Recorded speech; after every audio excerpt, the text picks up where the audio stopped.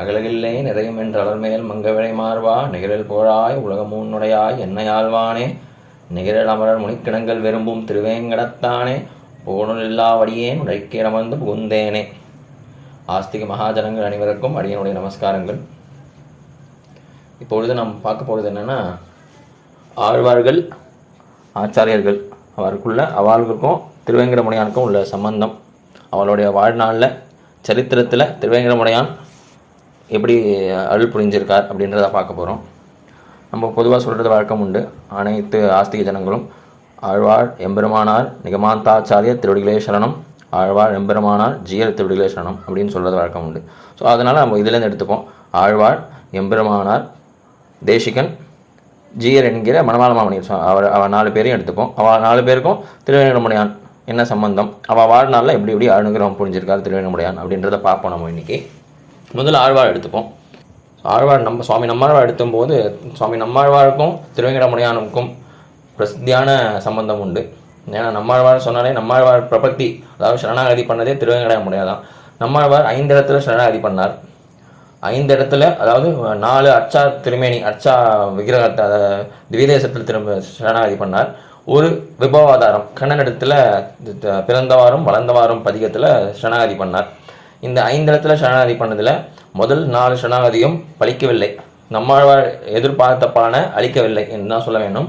நம்மாழ்வார் கதறார், சரணாகதி கூவிக்கொள்ளும் காலம் என்னும் குறுகாதோ அப்படின்னு, என்னை எப்போ அழைச்சிட்டு போவேன் அப்படின்னு பெருமாளை வேண்டுகிறார். கடைசியில் பலித்தது எப்போன்னா, திருவேங்கடமுடையான் திருவடியை சுவாமி நம்மாழ்வார் தலையால் தரித்த போது தான் அது பலித்தது. அகலகில் ஒழிவில் காலமெல்லாம் பதிகம் அதில் கைங்கரிய வேண்டுகிறார் சுவாமி நம்மாழ்வார். ஒழிவில் காலமெல்லாம் உடனாய் மண்ணி வழிவிழா அடிமை செய்ய வேண்டும் நாம் திரையுளவி திருவேங்கடத்து எழுகொள் சோதி எந்தை தந்தை தந்தைக்கே கைங்கரிய பிரார்த்தனை நடந்தது. 6ஆம் 10ஆம் திருவாய்மொழியில் நம்மாழ்வார் 10வது பாசுரம், அகலகில்லேன் இறையமென்று அலர்மேல் மங்கை உரை மாழ்வா நிகழல் புகழாய் உலகம் மூன்னுடையாய் என்னையாழ்வானே நிகழல் அமரர் முனிக்கணங்கள் விரும்பும் திருவேங்கடத்தானே புகழ் ஒன்றும் இல்லா அடியேன் உன் அடிக்கீழ் அமர்ந்து புகுந்தேனே, சரணாகதி அடைந்து நான் பேறு பெற்றுவிட்டேன் அப்படின்னு நம்மாழ்வார் தெரிவிக்கிறார். அதாவது சரணாகதி அடைந்து பேறு பெற்றுவிட்டார் நம்மாழ்வார், சரணாகதி பலித்தது என்று நம்ம கொள்ள வேண்டும். அது மட்டும் இல்லை, நம்ம ஆழ்வார் திருநகரி திவ்யதேசத்துக்கு போனால் கூட பொழிந்து நின்றவரான் சேவிக்க போகிறோம். நம்ம ஆழ்வாரை சேவிக்க போகிறோம். அந்த திவ்யதேசத்தில் உள்ள மக்கள் அடியேன் தெரிஞ்சவாளும் இருக்கா. அவன் நிறைய பேர் எல்லாமே சீனிவாசன் ஐயங்கார் சுவாமி இல்லைன்னா திருவேங்கடமுடையான் சுவாமி அப்படின்னு தான் திருநாமம் வச்சுருப்பா. ஏன்னா நம்மாழ்வார் சரணாகதியை ஏற்றுக்கொண்ட பெருமாள் இல்லையா, அதனால் திருவேங்கடமுடையானோட நம்மாழ்வார் சம்பந்தத்தை நம்ம பார்த்தோம். அடுத்து எம்பெருமானார் சம்பந்தத்தை பார்ப்போம். அதுவும் ரொம்ப பிரசித்தியான சரித்திரங்கள் பல உண்டு. உடையவர் தன்னுடைய வாழ்நாளில் 3 முறை திருவேங்கட யாத்திரை மேற்கொண்டா அப்படின்னு சொல்கிறா. 3 முறை திருவேங்கட யாத்திரை போயிட்டு வந்திருக்காரு. அதில் சில சரித்திரங்கள் பார்க்கலாம். முக்கியமான சரித்திரம் திருவேங்கடமுடையானுக்கு கைங்கரியம், புஷ்ப கைங்கரியம். ஏன்னா திருவேங்கடமுடையானுக்கு புஷ்ப மண்டபம், அந்த திவ்யதேசத்துக்கு புஷ்ப மண்டபம் தான் பேர். நம்ம 4 சொல்லுவோம், தியாக மண்டபம், போக மண்டபம் அப்படின்னு சொல்கிறது போல் திருவேங்கடத்துக்கு புஷ்ப மண்டபம் அப்படின்னே பேர். திருவேங்கடமுடையானுக்கு ரொம்ப பிரீத்தி புஷ்பங்கள் மேலே. அதனால தான் இப்போ கூட நம்ம தோமால சேவை, தோளில் தொங்குகின்ற மாலை சேவை அப்படின்னு தோமால சேவை ரொம்ப பிரசித்தியான சேவை திருவேங்கடத்தில். அதனால் எம்பெருமானாரோட இச்சை இது. எம்பெருமான் திருவேங்கடமுடையானுக்கு புஷ்பமாலை கைங்கரியம் யாராவது நம்ம சிஷ்யர்கள் யாராவது போய் செஞ்சுட்டு வரணும் அப்படின்னு அப்போ தன்னோட கோஷ்டியில் வினவும் போது, அப்போது அனந்தாழ்வான் சுவாமி நான் கைங்கரியம் பண்ணுறேன் சுவாமி, தேவரையரோட உத்தரவு இருந்தால் அடியன் இப்பயே கிளம்புற அடியன் அப்படின்னு உத்தரவு வாங்கிட்டு அங்கே ராமானுஜ புஷ்கரணி ஒன்று ஏற்படுத்தி திருவேங்கடமுடையானுக்கு நித்தியமான கைங்கரியம் புஷ்ப கைங்கரியம் செய்து கொண்டார். ஸோ உடையவர் தான் நியமிக்கிறார். திருவேங்கடமுடையானுக்கு புஷ்ப கைங்கரியத்தை நியமித்து அனந்தாழ்வான் சுவாமி அருமையாக செஞ்சுட்டு வரார். ஸோ புஷ்ப கைங்கரியம் ஏற்படுத்தினது சுவாமி ராமானுஜர் தான். இது முதல் ஒரு விதமான சம்பந்தம் திருவேங்கடமுடையானோட. அடுத்த சம்பந்தம் என்னன்னா, ரொம்ப முக்கியமானது. அது ரொம்ப ரொம்ப முக்கியமானது. ஏன்னா ஒரு காலத்தில் ராமானுஜர் வாழ்ந்த காலத்தில் என்ன ஆயிடுதுன்னா, அத்வைதிகள் குதிஷ்டிகள் அப்படின்னு சொல்கிறவாள்லாம் என்ன பண்ணிட்டாங்கன்னா, திருவேங்கடமுடையான் ஒரு சமயம் தொண்டைமான் சக்கரவர்த்தி கைங்கரியம் பண்ண ராஜா, அந்த காலத்து ராஜா, அவர்கிட்ட சங்கு சக்கரம் அதை கொடுத்து வச்சுருந்தார். அப்போ என்ன ஆச்சுன்னா, ஆனால் பெருமாள் கையில் பெருமாளுக்குன்னே ஒரு ஸ்ரீமன் நாராயணனுடைய சின்னங்கள் அப்படின்னு சில இது இருக்குது. ஒன்று வந்து ஸ்ரீதேவி தாயார் திருமார்பு நாச்சியார் இருக்கணும். அதை வச்சு தான் நம்ம ஐடென்டிஃபையே பண்ண முடியும். சாஸ்திரமே அப்படி தான் சொல்லுது. புருஷ சூக்தத்தில் ஹிரிஷ்யத்தே லக்ஷ்மீஷ்ட பத்னியோகம். ஏன்னா முதல்ல எல்லாமே சஹசிர சீருஷா புருஷா சஹசிராஷ சஹசிரபாது அப்படின்னு 1000 கைகள் 1000 கண்கள் 1000 பாதங்கள் அப்படின்னு சொல்லிட்டு யாருக்குன்னு தெரியல. கடைசியில் யார் லக்ஷ்மிக்கு பதியோ அவன்தான் நான் சொன்ன அனைத்தும் அவனுக்கே பொருந்தும் அப்படின்னு சாஸ்திரம் சொல்லுது, புருஷ சூக்தத்தில் வருது. ஸோ அது மாதிரி முக்கியமான அடையாளங்கள் வந்து திருமாலுக்கு எதுன்னா திருதான். அடுத்து சங்க சக்கரங்கள், இந்த ரெண்டாவது. மூணாவது கௌஸ்துபம், அதுதான் எல்லா ஜீவாத்மங்களுக்கும் அதிபதி கௌஸ்துபம். இதெல்லாமே முக்கியமான அடையாளங்கள். இதில் என்ன ஆயிடுச்சுன்னா, திருவேங்கடத்தில் பெருமாளுக்கு வந்து சங்க சக்கரம் துணைமான சக்கரவர்த்தி கைக்கு போனதுனால, சங்க சக்கரம் இல்லாததுனால இவர் திருமாலா சிவனா சுப்பிரமணியனா அப்படின்னு அங்கே இருக்கவாளுக்கெல்லாம் சந்தேகம் வந்துடுது. அவெல்லாம் அத்வைத்திகெல்லாம் கூட்டிட்டா, இது வந்து சுப்பிரமணியார் தான், இல்லை இவர் வந்து சிவபெருமான் தான் அப்படின்னு. இல்லை ஸ்ரீ வைஷ்ணவர்கள்லாம் வந்து இல்லை இவர் திருமால் தான். அப்போது உடையவர் அங்கே போனார், உடனே விரைந்து சென்றார் உடையவர். அங்கே போயிட்டு இல்லை இவர் திருமால் தான் அப்படின்னு வேத வாக்கியங்கள்லாம் எடுத்து சொல்கிறார்.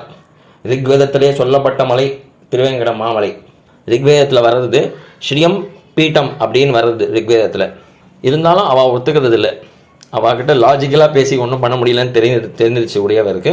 உடையவர் உடனே என்ன பண்ணுறார், சரி சிவபெருமானுக்குடைய ஆயுதங்கள் அந்த ரெண்டும் வைப்போம், திருமாலுக்குடைய சங்கம் சக்கரம் ரெண்டுத்தையும் வைப்போம், நம்ம கதவை சாத்திடுவோம், அடுத்த நாள் வந்து நம்ம பார்ப்போம்.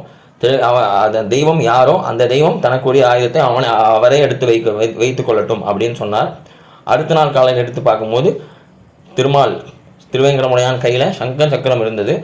எல்லாரும் ஒத்துண்டா இவர் திருமாலே அப்படின்னு. அதனால தான் முக்கியமான ஒரு இது பட்டம் வந்தது. அப்பனுக்கு சங்காலி அளித்தான் வாழியேன்னு உடையவரோட வாழிடத்து நாமத்தை நம்ம சொல்கிறது உண்டு. அப்பனாகிய திருவேங்கடம் அப்பனுக்கு சங்காலி அளித்தான் வாழியே. அது மட்டும் இல்லை, ஒருத்தருக்கு சங்கமும் சக்கரமும் இன்னொருத்தர் கொடுக்குறாருன்னா அவர் ஆச்சாரியர் தானே. நம்ம சிஷ்யர்களுக்கு சங்கமும் சக்கரமும் கொடுப்பாரு. அப்போ திருவேங்கடமுடையானுக்கே சங்கமும் சக்கரமும் கொடுத்ததால் திருவேங்கடமுடையானுக்கே உடையவர் ஆச்சாரியன் ஆகிறார் என்றே நாம் கொள்ளலாம். அடுத்து நாம் தேசிகனோட சரித்திரத்துக்குள்ளே போவோம். சுவாமி தேசிகன் வந்து அவதாரம் பண்ணதே திருவேங்கடமுடையானுடைய அம்சமாகத்தான் என்று பிரசித்தமாக அனைவரும் அறிந்த விஷயமே. என்னால் சுவாமி தேசிகனுடைய திருத்தாயார் கருவுற்றிருந்த போது அவருடைய கனவிலே திருவேங்கடமுடையானுடைய கண்டாமணி தன்னுடைய உதரத்துள்ளே சென்றது அப்படின்னு கனவு கண்டா.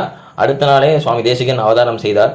அது மட்டும் இல்லாமல் அவரோட அவதாரமே என்ன நாள்னா திருவோண திருநாள், புரட்டாசி மாதம், அதாவது பாத்ரபத மாதம் திருவோண திருநாள், ஸ்ரவண நட்சத்திரம், புரட்டாசி ஸ்ரவணம் அன்னைக்கே சுவாமியோட திருவவதாரம்.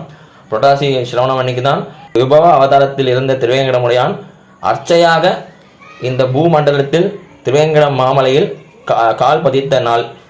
அதனால் திருவேங்கடமுடையானுடைய அம்சமாகவும் பிறந்தார். திருவேங்கட மாமலை திருவேங்கடப்பனுடைய கண்டாமணி, அதாவது மணி சேவிப்பால் அந்த மணியின் அவதாரமாகவும் சுவாமி தேசிகன் அவதாரம் செய்தார்.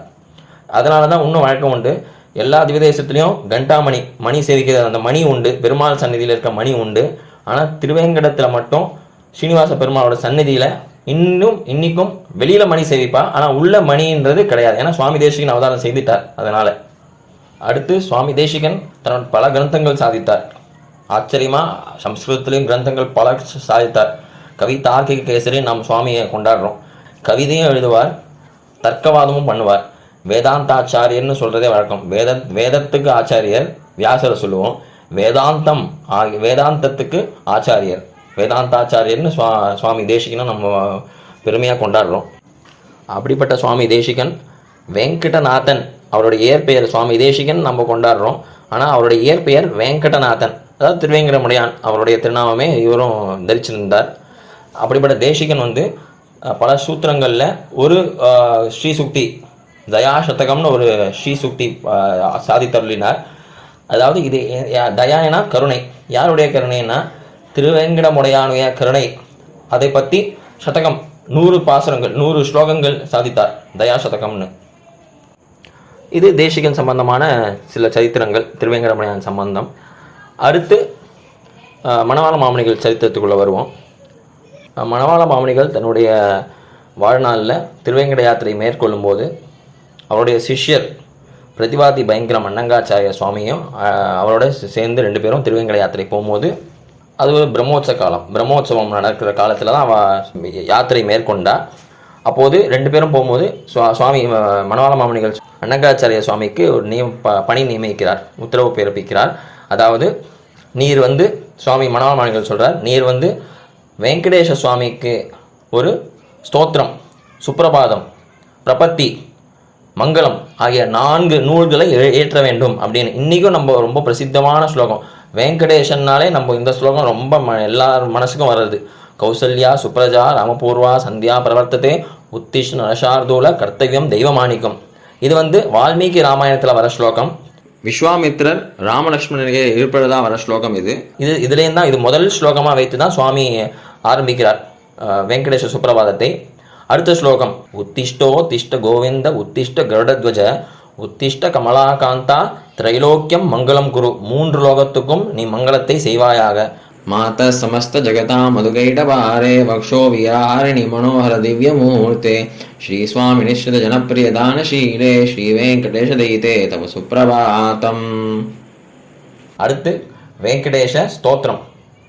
கமலா குச்சூச்சுக குங்குமதோ நியதாருணிதா துலநீலதனோ கமலாயதலோச்சன லோகபதே விஜயீ பவ வெங்கட சைலபதே. அடுத்து வெங்கடேஷ பிரபத்தி.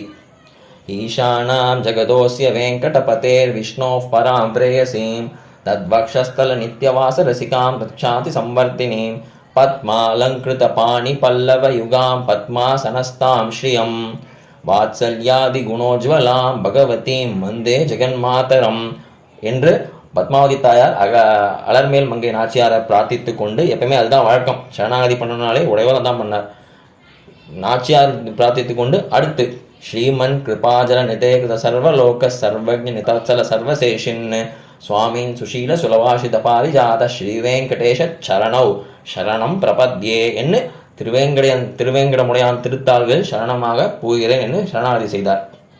அடுத்து ஸ்ரீ வெங்கடேஷ மங்களம், ரொம்ப பிரசித்தமான ஸ்லோகம். ஸ்ரீயகாந்தாய கல்யாண நிதே நிதேர்த்தினாம் ஸ்ரீ வெங்கட நிவாசாய ஸ்ரீனிவாசாய மங்களம் என்று திருவேங்கடமுடையானுக்கு பிரசித்தியான திருவேங்கடமுடையானுக்கு நாம் அனைவரும் சேவிக்கிற பிரபத்தி, மங்களம், ஸ்தோத்திரம் மற்றும் சுப்ரபாதம் ஆகிய அனைத்து ஸ்லோகங்களும் மணவாள மாமுனிகளாலேயே ஏற்படுத்தப்பட்டது. அடுத்து முக்கியமான கைங்கரியம் மணவாள மாமுனிகள் செய்தது திருவேங்கடமுடையானுக்கும் கீழே திருப்பதியில் இருக்க கோவிந்தராஜ பெருமாளுக்கும் 2 ஜீயர்கள் ஒரு மடத்தையே ஸ்தாபித்து கொடுத்தார் திருவேங்கடமுடையானுக்கு. கீழ் திருப்பதி அதாவது கோவிந்தராஜ சுவாமி தேவஸ்தானத்தில் சிறிய கேள்வி அப்பன் ஜீயர் சுவாமியையும், மேலே திருவேங்கடத்தில் பெரிய கேள்வி அப்பன் ஜீயர் சுவாமியையும் ஸ்தாபித்து கொடுத்தார். அந்த ஜீயர் சுவாமிகளாலேயே இன்னும் கைங்கரியம் செய்யப்பட்டு நிர்வாகம் செய்யப்பட்டு வருகிறது திருவேங்கடம். ஆகையால் அனைவரும் திருவேங்கடமுடையானுடைய அனுகிரகம் பெற்று நீங்காத செல்வம் நிறைந்தேலோர் எம்பாவா என அனைத்து செல்வங்களும் பெற வேண்டுமாய் பிரார்த்திக்கிறேன். க்ஷமிக்க பிரார்த்திக்கிறேன். தன்யோஸ்மி.